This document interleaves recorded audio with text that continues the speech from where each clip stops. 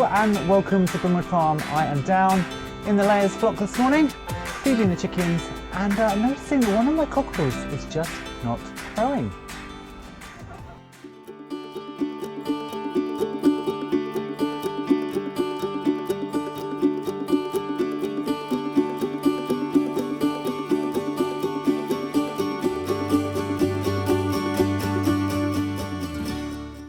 So it is a beautiful winter's day here, the kind of winter's day you want, sunny and cold. It's about freezing, but it is sunny, so that is a good thing in my books. And I'm just down in the layers flock with the chickens, and as you can see, I've given them some fresh water today, and they've also been eating some of that fermented grain. Now down in the layers flock, I have this little Silkie boy. He's about 14 months old, and so by all means he should be crowing by now, but he's not. So what's going on? I don't know. It could be something with his biology. Maybe his insides aren't quite right. He's not got enough testosterone to have fully developed, because you can see he hasn't got a big rose comb on the top like they should, a walnut comb rather, like they should. He's got a bit of a stunted comb. So it could be that. He's not a hen. He definitely exhibits rooster behaviour, so I don't think he's a hermaphrodite in any way. As you saw there, this is Skeksis, and Skeksis is the dominant rooster down here. So it could be, again, circumstances. Here's our Jersey rooster. It could be that he's just outcompeted by other hens and roosters, and so he doesn't crow. So it may be that if he was taken out of this situation and put with just a pack of his own, he would start crowing again. But I'm not entirely sure. So if any of you have got a rooster that's never ever crowed, I would love to hear about it. My plans for this little guy are I'm going to breed him. Now he may be completely infertile, because as I mentioned there, it could be a biologically a situation with his biology and lack of hormones, so he may be infertile, and maybe that's one of the reasons why he's never crowed. But I'm going to put him with some Silkie hens this year, see if we can hatch some eggs and see what happens, because if you bred a no-crow Silkie rooster, blimey, that would be very, very, very popular, I think. I would love to have a no-crow Silkie rooster. Well, I have got one, but it remains to be seen whether he is fertile or not. Look at him. He's a funny little thing. He's not exactly the most beautiful specimen in the world. Are you, mate? No. You've got a little bit of sort of mutt. He looks a bit like a mongrel. But that's the plan for him this year. I'm gonna kind of put him with some hens, see if he does the job. I have never actually seen him mount anybody. So again, I don't know if he's even got enough hormone in him to make him tread. But again, it might just be that he's outcompeted in this run. He's little, he feels he's bottom of the pack, so he's not able to flourish. So having now lost Barry, we're gonna put this dude with some hens and see what happens. So if any of you have come across a no-crow rooster, please let me know in the comments and let me know what happened. I do love this Jersey look. He's so pretty. But this is this little guy here, and if all goes well and he is fertile and he produces chicks, it'd be interesting to see if any of those rooster chicks then begin to crow.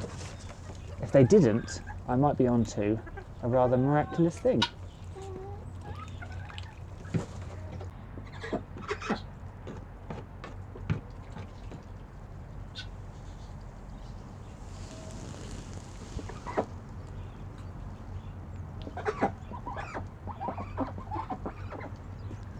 Well, it's definitely time to go in for a cup of tea, so I'll leave these lot to it and go and have a refreshment.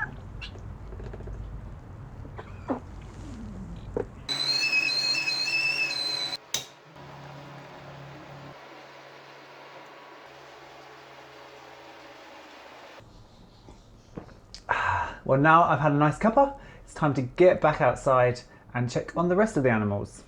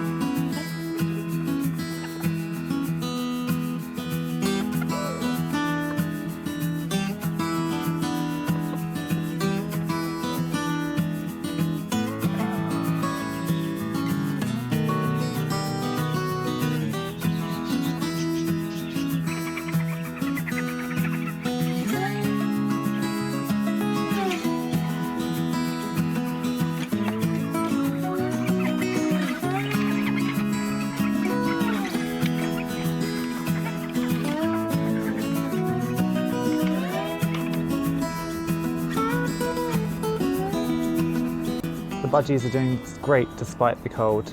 I have had to take Pluto out and pop him back indoors because he's an older budgie and his wings were starting to drop, and a wing drop is a sign that they're a bit too cold, so I've taken him indoors. But the other 7, these younger 7, have been absolutely fine. Even temperatures last night when it was -2, completely fine. Just make sure they have lots of fresh food and water, because in this weather they need to eat loads to keep their body temperature up.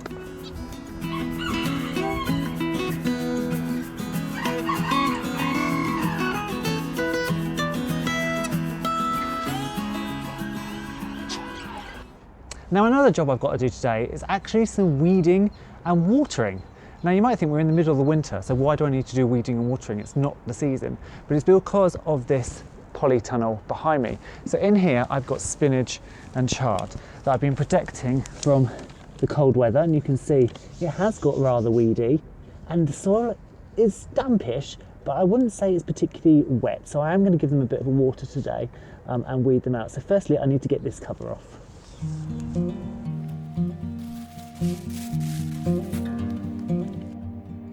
Now you can see instantly that the spinach hasn't been massively successful. We've not actually got that many plants, considering we planted rows all the way along. We haven't got that many plants. We've got a few that have kind of come up close together, but it is too cold to be splitting these now.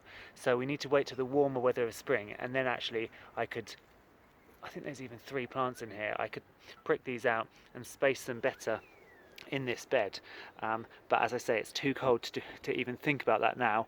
Just kind of leave them in position, because they're not growing that much in the cold weather, so it's probably best just to leave them in position and move them later.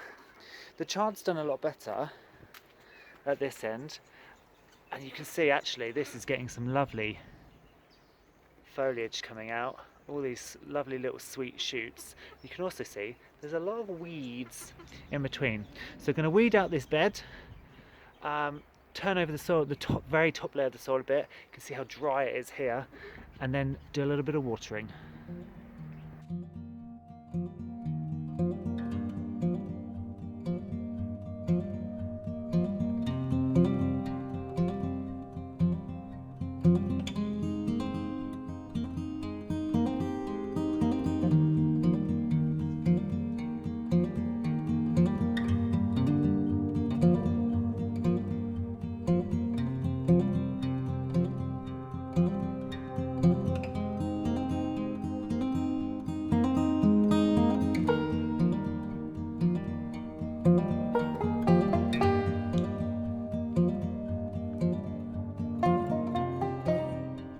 So now it's all weeded out, you can see just how few spinach actually came up.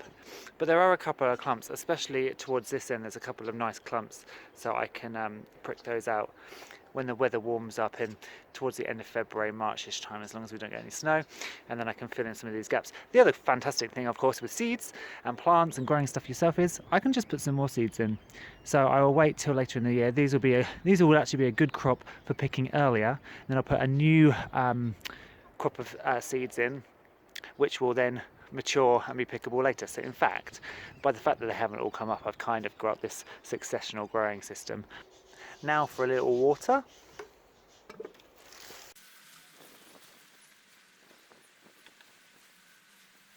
And you don't need to do that often, because obviously it is winter, so it's not going to dry out so much. So every couple of weeks. And now the most important bit, I've got to get that cloche back on, because that's created an artificial environment where they're a bit warmer than the ambient temperatures. So if I left it to the frost tonight, it would almost certainly kill all these seedlings. So I need to give them their little cozy overwintering den back.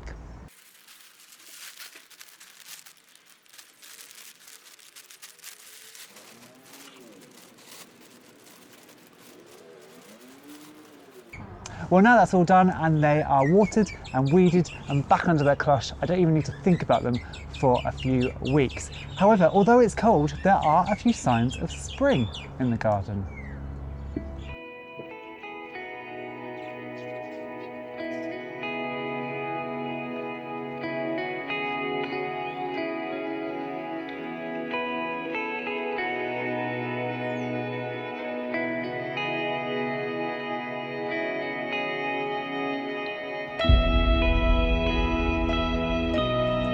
So thanks for joining me today at Brimwood Farm. I hope you've liked the video. If you have, please hit the thumbs up and hit subscribe if you want to see more in future months. If you're on Facebook, come across and join us at Brimwood Farm's community group. And I'm also on Patreon, so you can pop over there and see some behind the scenes stuff if you would like. But for now, I shall say bye-bye.